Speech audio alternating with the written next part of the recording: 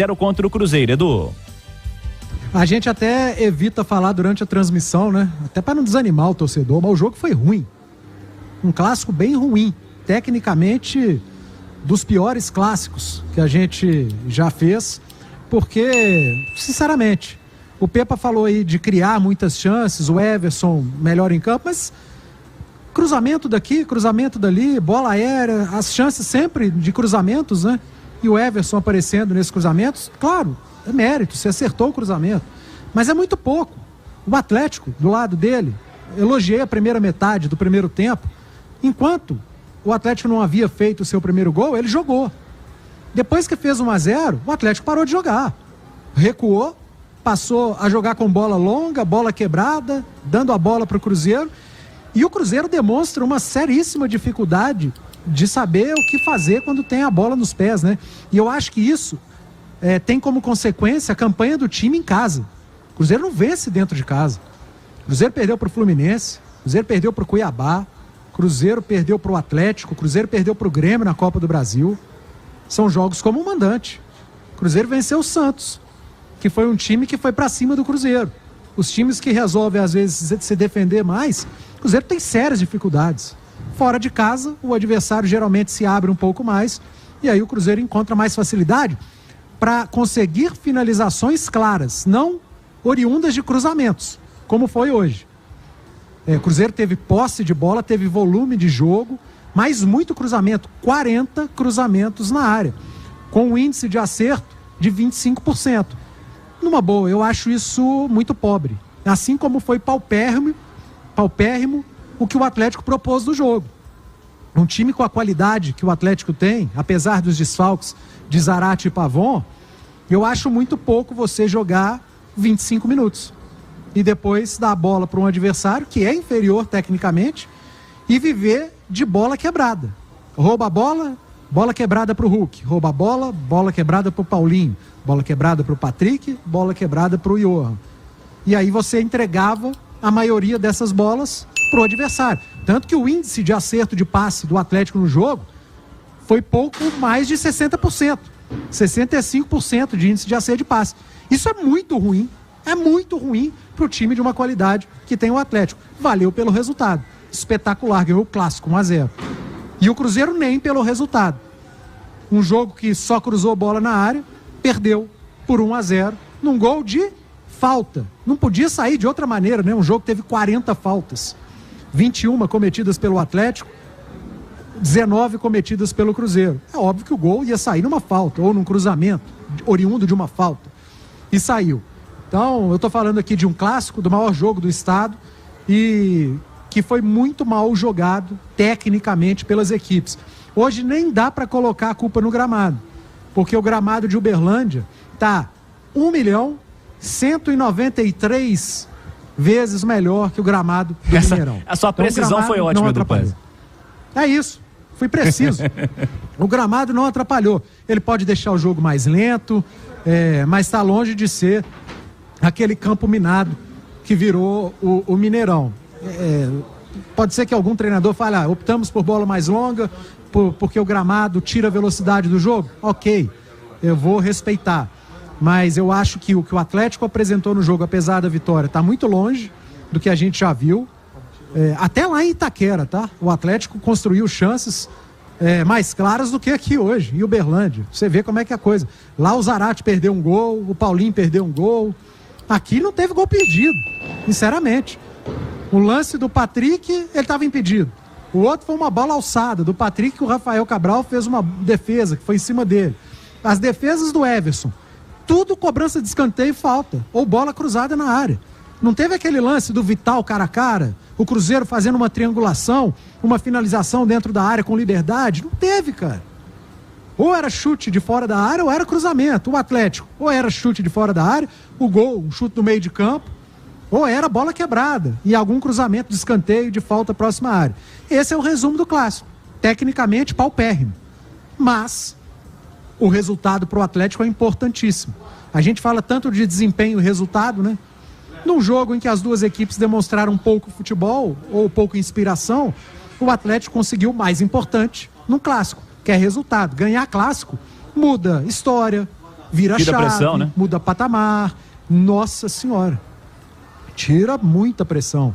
E foi legal ver o Hulk fazer o gol e abraçar o Kudê. Acabou o jogo, muitos atletas abraçarem o Kudê.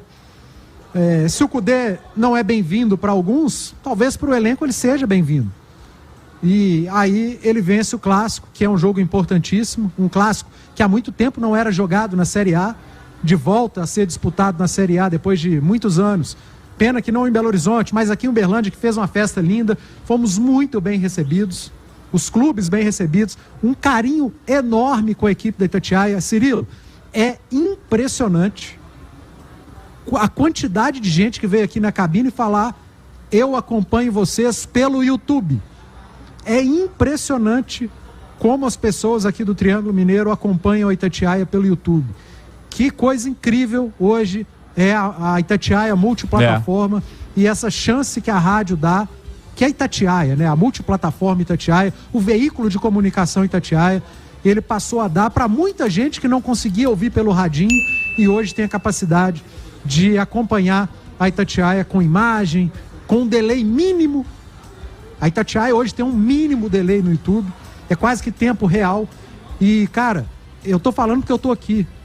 Eu tô comprovando porque as pessoas falavam: eu acompanho vocês pelo YouTube, eu vejo vocês sempre pelo YouTube. E isso é impressionante. E um carinho enorme com nossa equipe e com as delegações. A festa em Uberlândia foi muito legal. O jogo ter sido aqui, ele tem seu valor por isso. A oportunidade do torcedor do Triângulo Mineiro e quem pôde sair de Belo Horizonte e vir para cá passar um final de semana, a oportunidade que essa turma teve de assistir o maior clássico do nosso estado. Não foi o melhor, aliás, esteve muito longe de ser o melhor, mas é o maior clássico do nosso estado. Méritos pro Everson, que fez um grande jogo. Eu falei que foi um clássico decidido pelos goleiros. Um defendeu tudo que foi, o outro, num lance importante, o Rafael Cabral, ele optou por mandar abrir. Ele achou que, tirando a referência do Hulk, ele poderia tirar vantagem. Ele deu vantagem ao Hulk, que foi muito competente. Não adianta falar só de falha do Rafael Cabral, né? Não é fácil acertar uma porrada dessa do meio de campo. O Hulk tem seu mérito. E todo mundo sabe da qualidade e do potencial do Hulk para bater uma falta, seja de onde for. E esse ano ele tem feito gols de falta de tudo quanto é distância. E hoje fez mais um que acabou decidindo o clássico. Decidiu o Hulk na falta, decidiu o Everson nas defesas. De um Cruzeiro que só levou perigo com bolas aéreas. Muitos cruzamentos. Um Cruzeiro pobre na hora de criar. Repito, pode ser uma consequência de um Cruzeiro que não vence como mandante. A dificuldade de criar chances claras de gol. Não estou falando de criar em cruzamento, como foi contra o Grêmio, aquele lance do Henrique Dourado que o zagueiro tirou em cima da linha, foi um cruzamento. Outros lances que o Grando fez, defesas de cruzamento, chute do Neto Moura de fora da área, mas aquela chance clara, tabelando, entrando na área, dentro de casa a gente não consegue ver. Fora de casa acontecem mais vezes. Então, um ponto, às vezes, o Pepa adora controlar o jogo. Quem sabe, em determinado jogo, o Cruzeiro dá a bola um pouco para o adversário e jogar achando espaços, para achar mais chances claras. E com chances claras, fica mais fácil do atacante transformar em gol, do que numa cabeçada ali dividida com o zagueiro, num escanteio. Enfim, tô tentando encontrar o motivo pelo qual o Cruzeiro como mandante não vence. Um Cruzeiro que tem posse, tem volume e não consegue, talvez em alguns jogos como hoje, criar chances tão claras de gol. O Atlético também não criou, porque o Atlético simplesmente desistiu de ter volume de jogo e de jogar quando fez 1-0. Respeito, é uma ideia de jogo que acabou dando certo, mas eu acho que o Atlético tem potencial para mais. Eu já vi o Atlético perder jogos jogando muito mais do que jogou hoje. Eu já vi o Atlético empatar jogos jogando muito mais do que jogou hoje. Então, fica aí esse ponto de alerta para as duas equipes. Fica uma opinião de quem não gostou do que viu no Clássico, tecnicamente, mas o reconhecimento da importância da vitória do Atlético, que transformou o jogo numa partida muito mais tensa do que difícil. O final foi muito mais tenso, mas de um Cruzeiro que não tinha chances claras. Foi tenso para o torcedor do Atlético, tenso para o torcedor do Cruzeiro, mas o Atlético não achava contra-ataque.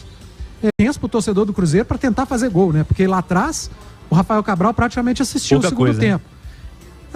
E tenso para o torcedor do Atlético, porque viu o adversário, o Cruzeiro, numa abafa, numa pressão, com muita posse de bola e um monte de cruzamento no primeiro tempo e um monte de cruzamento no segundo tempo.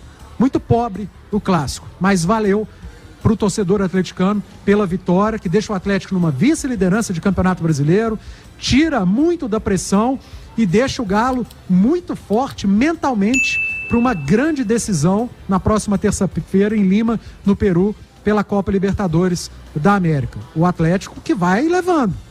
Vice-líder no Brasileiro, se vence na Libertadores, fica muito próximo de uma classificação. E agora, por mais que isso seja muito ruim, a eliminação da Copa do Brasil, vai ter um calendário mais justo, vamos dizer assim, que o Cudê vai poder ter de vez em quando uma semana para treinar, né? Já que ele não vai conseguir treinar para o próximo jogo contra o Alianza e nem para o próximo no Brasileiro, contra o Bragantino.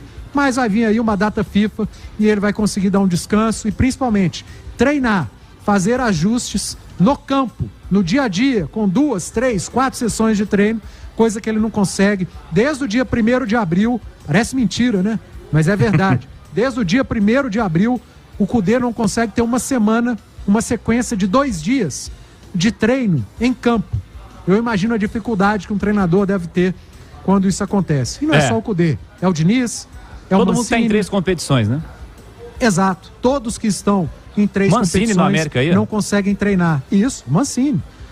Ninguém consegue treinar. Os que estão em 2 competições ou em uma, ocasionalmente tem semanas cheias para treinar no campo, sessões de treino, corrigir, fazer ajustes, potencializar o que vem dando certo.